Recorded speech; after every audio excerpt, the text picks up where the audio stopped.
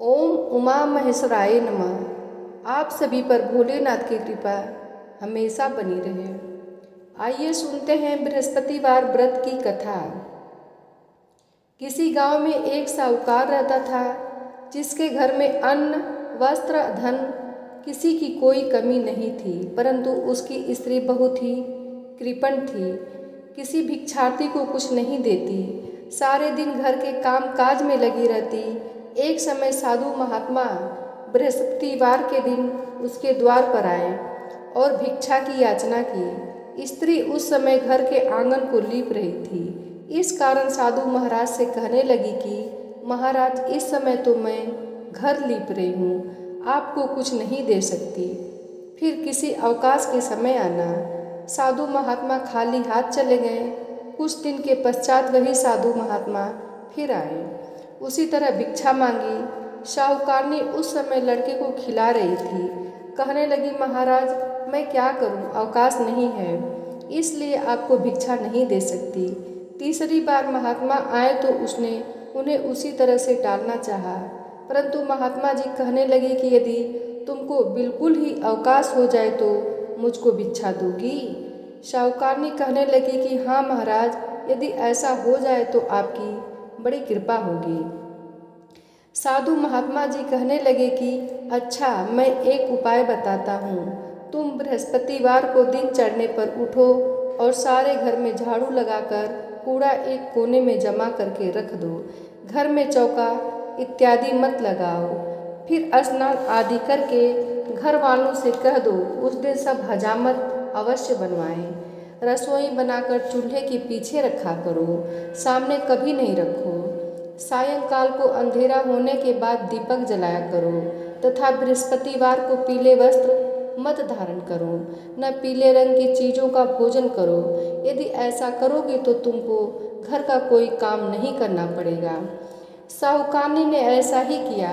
बृहस्पतिवार को दिन चढ़ी उठी, झाड़ू लगाकर कूड़े को घर में जमा कर रख दिया। पुरुषों ने हजामत बनवाई, भोजन बनाकर चूल्हे के पीछे रखा। वह सब बृहस्पतिवारों को ऐसा ही करती रही। अब कुछ काल बाद उसके घर में खाने को दाना न रहा। थोड़े दिनों में महात्मा फिर आए और भिक्षा मांगी, परंतु सेठानी ने कहा, महाराज, मेरे घर में सब कुछ था तब भी कुछ नहीं देती थी, अब पूरा पूरा अवकाश है तब भी कुछ नहीं दे रही हो, तुम क्या चाहती हो वह कहो। तब सेठानी ने हाथ जोड़कर प्रार्थना की, महाराज, अब कोई ऐसा उपाय कहेंगे वैसा ही करूँगी। तब महात्मा जी ने कहा, बृहस्पतिवार को प्रातःकाल उठकर स्नान आदि से निवृत्त हो, घर को गौ के गोबर से लिपो तथा के घर के पुरुष हजामत न बनवाएं। भूखों को अन्न जल देती रहा करो। ठीक सायंकाल दीपक जलाओ। यदि ऐसा करोगी तो तुम्हारी सब मनोकामनाएं भगवान बृहस्पति जी के कृपा से पूर्ण होंगी। सेठानी ने ऐसा ही किया और उसके घर में धन धान्य वैसा ही हो गया जैसा कि पहले था। इस प्रकार भगवान बृहस्पति जी की कृपा से अनेक प्रकार के शुभ भोग कर दीर्घ काल तक जीवित रही। दूसरी कथा। एक दिन इंद्र बड़े अहंकार से अपने सिंहासन पर बैठे थे और बहुत से देवता, ऋषि, गंधर्व, किन्नर आदि सभा में उपस्थित थे। जिस समय बृहस्पति जी वहाँ पर आए तो सबके सब उनके सम्मान के लिए खड़े हो गए, परंतु इंद्र गर्व के मारे खड़ा न हुआ। यद्यपि वह सदैव उनका आदर किया करता था, बृहस्पति जी अपना अनादर समझते हुए वहाँ से उठकर चले गए। तब इंद्र को बड़ा शोक हुआ कि देखो, मैंने गुरु जी का अनादर कर दिया, मुझसे बड़ी भारी भूल हो गई। गुरु जी के आशीर्वाद से ही मुझको यह वैभव मिला है, उनके क्रोध से यह सब नष्ट हो जाएगा, इसलिए उनके पास जाकर उनसे क्षमा मांगनी चाहिए, जिससे उनका क्रोध शांत हो जाए और मेरा कल्याण होवे। ऐसा विचार कर इंद्र उनके स्थान पर गए। जब बृहस्पति जी ने अपने योग बल से यह जान लिया कि इंद्र क्षमा मांगने के लिए यहाँ आ रहा है, तब क्रोधवश उससे भेंट करना उचित न समझकर अंतर्ध्यान हो गए। तब इंद्र ने बृहस्पति जी को घर पर न देखा, तब निराश होकर लौट आए। जब दैत्यों के राजा वृषवर्मा को यह समाचार विदित हुआ तो अपने गुरु शुक्राचार्य की आज्ञा से इंद्रपुरी को चारों तरफ से घेर लिया। गुरु की कृपा न होने के कारण देवता हारने व मार खाने लगे। तब उन्होंने ब्रह्मा जी को विनयपूर्वक सब वृत्तांत सुनाया और कहा कि महाराज, दैत्यों से किसी प्रकार बचाइए। तब ब्रह्मा जी कहने लगे कि तुमने बड़ा अपराध किया है, जो गुरुदेव को क्रोधित कर दिया। अब तुम्हारा कल्याण इसी में हो सकता है कि त्वष्टा ब्राह्मण का पुत्र विश्वरूपा बड़ा तपस्वी और ज्ञानी है, उसे अपना पुरोहित बनाओ तो तुम्हारा कल्याण हो सकता है।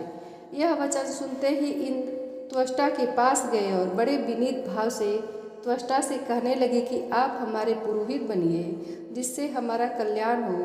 तब त्वष्टा ने उत्तर दिया कि पुरोहित बनने से तपोबल घट जाता है, परंतु तुम बहुत विनती करते हो, इसलिए मेरा पुत्र विश्वरूपा पुरोहित बनकर तुम्हारी रक्षा करेगा। विश्वरूपा ने पिता की आज्ञा से पुरोहित बनकर ऐसा यत्न किया कि हरि इच्छा से इंद्र विश्ववर्मा को युद्ध में जीतकर अपने इंद्रासन पर स्थित हुआ। विश्वरूपा के 3 मुख थे। एक मुख से वह सोमपल्ली लता का रस निकाल पीते थे, दूसरे मुख से वह मदिरा पीते, तीसरे मुख से अन्न आदि भोजन करते। इंद्र ने कुछ दिनों उपरांत कहा कि मैं आपकी कृपा से यज्ञ करना चाहता हूँ।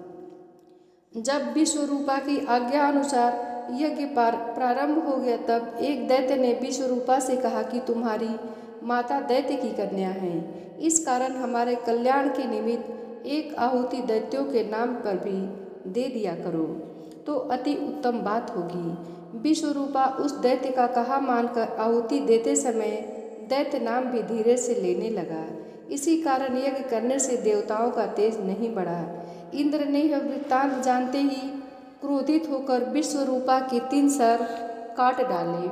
मद्यपान करने से भंवरा, सोमपल्ली पीने से कबूतर और अन्न खाने से मुख से तीतर बन गया।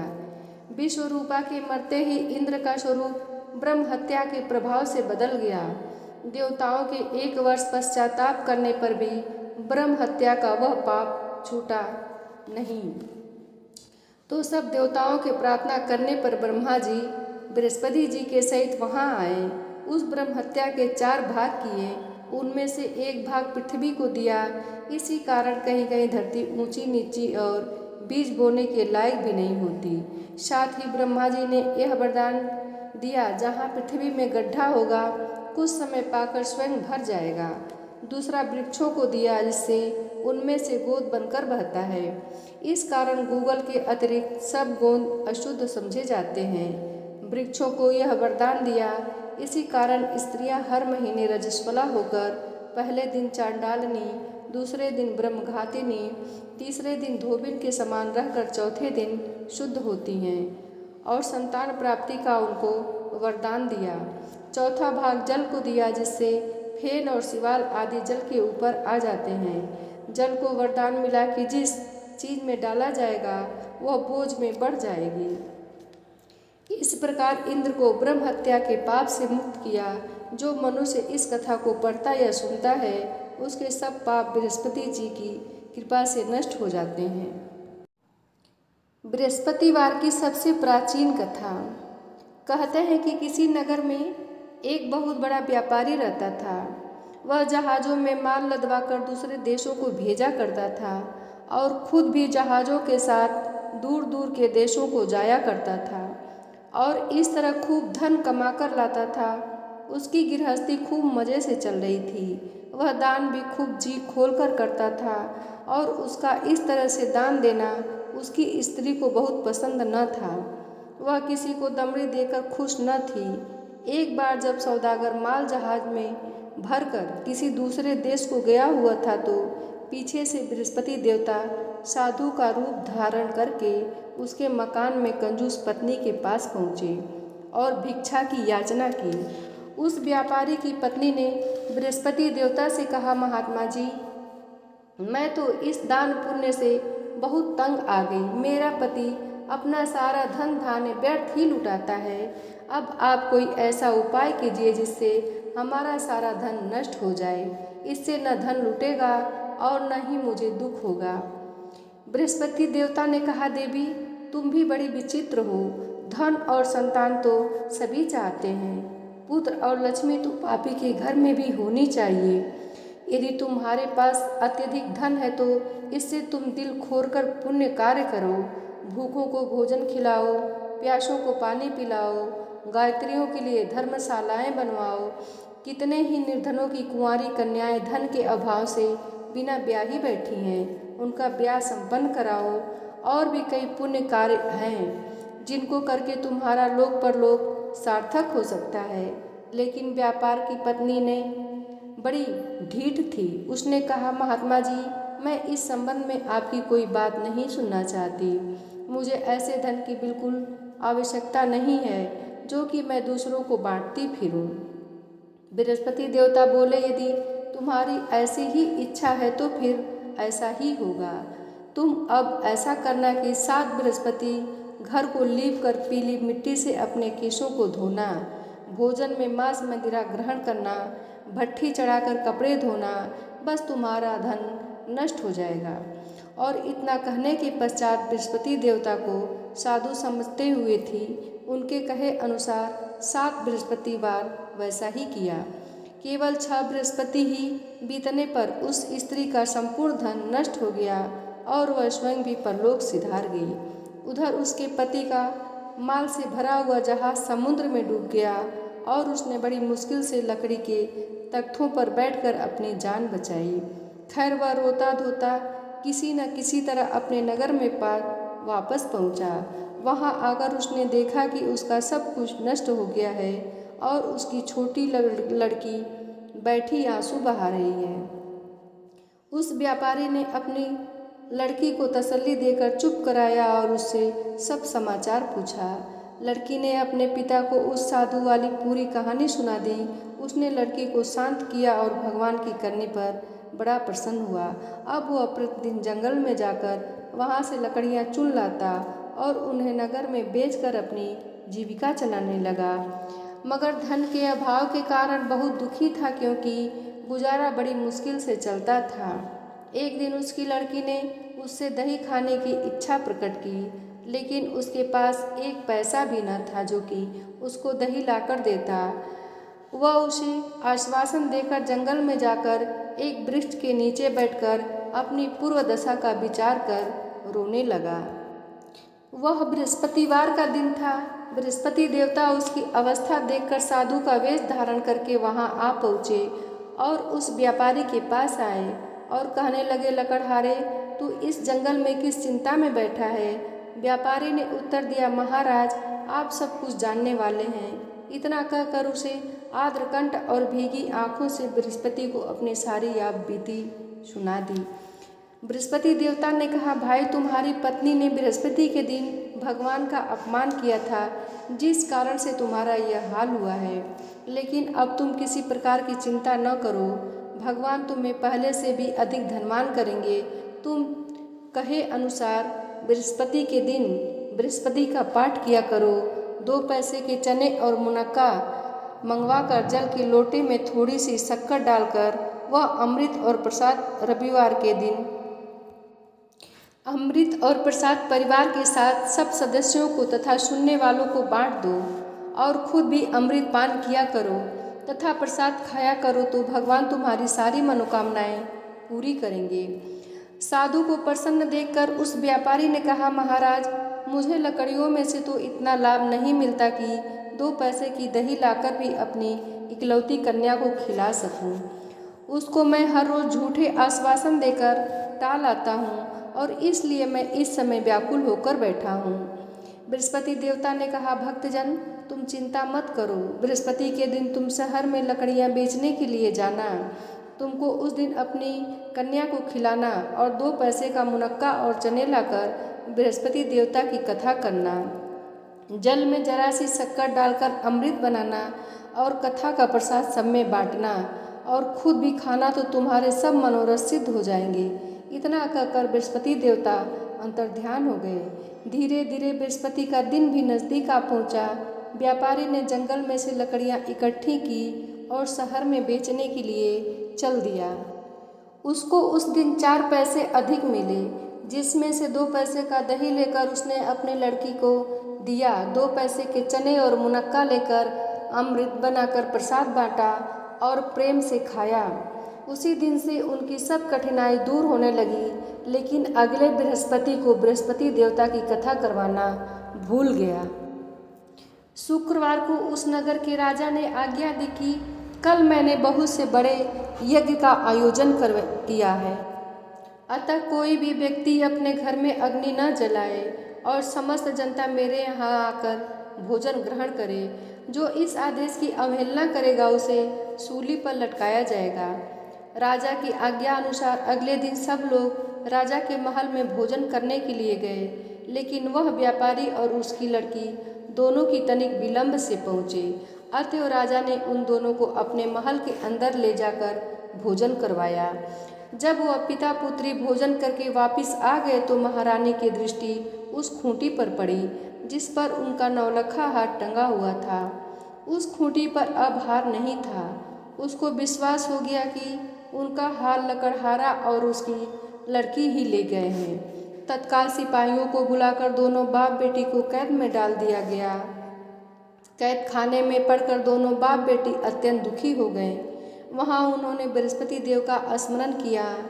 बृहस्पति देवता वहाँ प्रकट हो गए और कहने लगे, भक्तराज, तुम पिछले सप्ताह बृहस्पतिवार की कथा करना भूल गए थे, इसलिए तुम्हारा यह हाल हो गया है।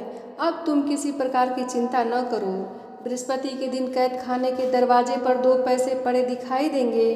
तुम वह पैसे उठाकर मुनक्का और चने मंगा लेना, फिर विधि पूर्वक बृहस्पति देवता का पूजन करना तथा करवाना। बस फिर तुम्हारे सब दुख दूर हो जाएंगे। और जब बृहस्पति का दिन आए तो उस व्यापारी को जेल में मुख्य द्वार के पास 2 पैसे पड़े मिले। बाहर सड़क पर एक औरत जा रही थी। व्यापारी ने कहा कि वह बाजार से उसके 2 पैसे के चने और मुनक्के लाकर दे ताकि मैं बृहस्पति देवता की कथा करवा सकूं।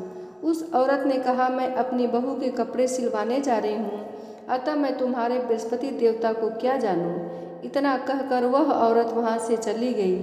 थोड़ी देर के पश्चात वहाँ से एक और स्त्री निकली।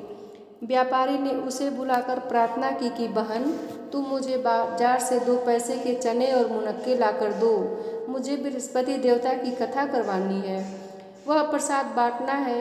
वह स्त्री बृहस्पति देवता का नाम सुनकर गदगद होकर बोली, बलिहारी जाऊं, वीर भगवान के नाम में तुम्हें अभी मुनक्का और चने लाकर देती हूँ। इतना इकलौता बेटा मर गया है तो उसके लिए कफन लेने जा रही थी, मगर अब पहले तुम्हारा काम करूँगी और उसके बाद बेटे के लिए कफन लाऊंगी।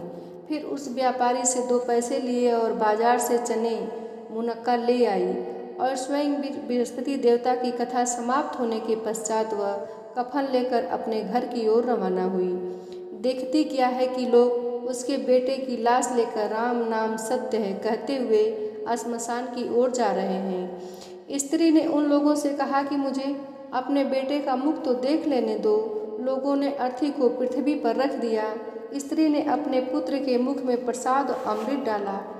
प्रसाद और अमृत के मुख में पड़ने के साथ ही लड़का उठ खड़ा हुआ और अपनी माता के गले लग गया। दूसरी स्त्री जिसने बृहस्पति देवता का निरादर किया था, जब वह अपने पुत्र के विवाह के लिए कपड़े लेकर लौटी, जब घोड़ी पर सवार होकर गाजे बाजे से बारात में निकली तो घोड़ी ने ऐसे छलांग मारी कि वह धरती पर आ गिरा और बुरी तरह से घायल हो गया और कुछ ही क्षण के पश्चात उसकी मृत्यु हो गई। जब वह स्त्री रो रो कर बृहस्पति देवता से कहने लगी कि हे देव, मेरा अपराध क्षमा करो, उसकी प्रार्थना सुनकर भगवान श्री वीर साधु का रूप धारण करके वहाँ आए।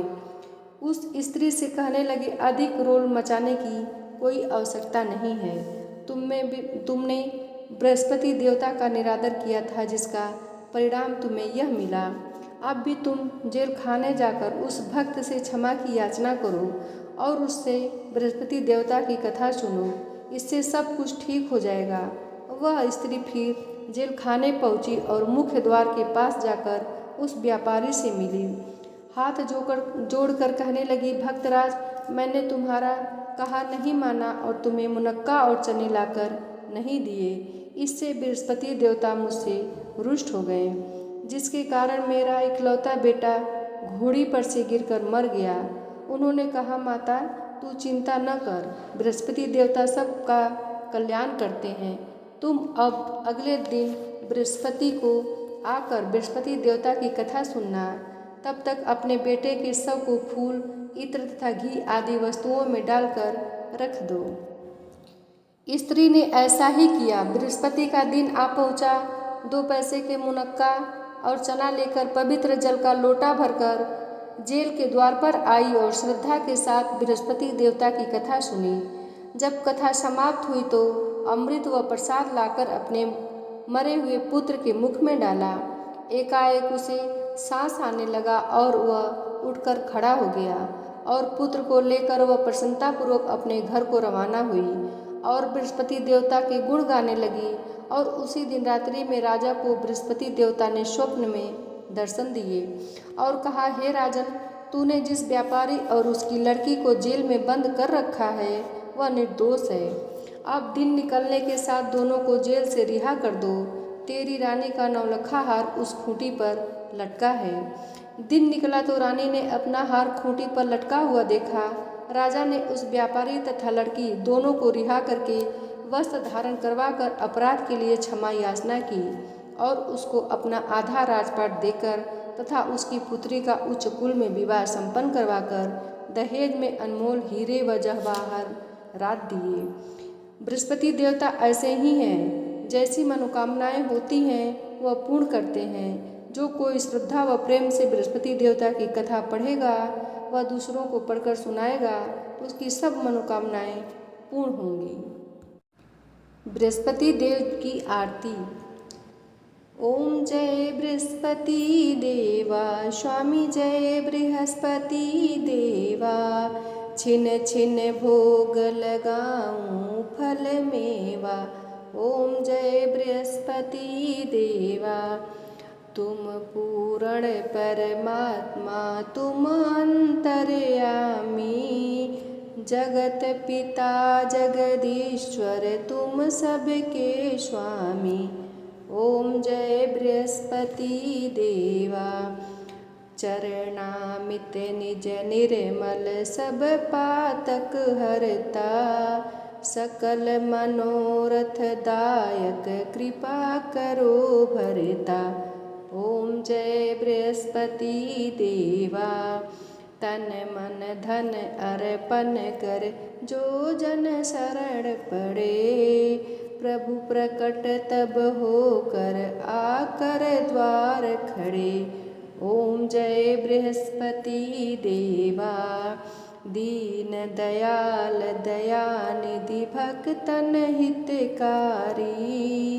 पाप दोष सब हरता, भव बंधन हारी।